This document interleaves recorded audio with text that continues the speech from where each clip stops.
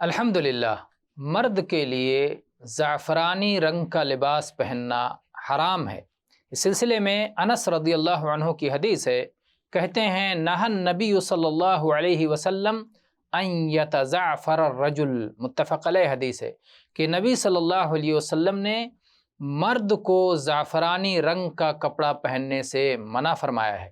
اسی طرح سے عبداللہ ابن عمرو ابن عاص رضی اللہ عنہما کی روایت ہے، کہتے ہیں رأى النبی صلی اللہ علیہ وسلم علی ثوبین معصفرین فقال امک امرتک بہذا قلت اغسلہما قال بل احرقہما وفی روایت فقال ان هذا من ثياب الكفار فلا تلبسها، رواہ مسلم۔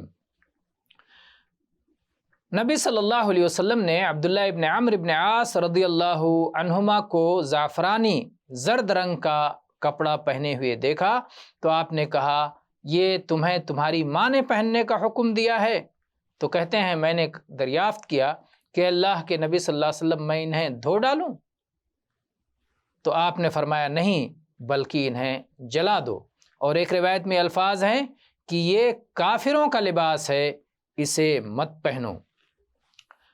اہل علم نے علت بیان کی ہے کہ عورتیں زعفران سے اپنے کپڑے رنگتی ہیں، زرد رنگ سے کپڑے رنگتی ہیں، تو اس میں عورتوں کی بھی مشابہت پائی جاتی ہے، اور اسی طرح سے مشرکین کی بھی مشابہت پائی جاتی ہے کہ وہ اس مخصوص رنگ کو اپناتے ہیں۔ یہ ان کی پہچان میں سے ہے، ان کے مذہبی پہچان میں سے ہے، اس لیے ان کی مشابہت سے اہل اسلام کو بچنا چاہیے۔ واللہ اعلم والحمد للہ رب العالمین۔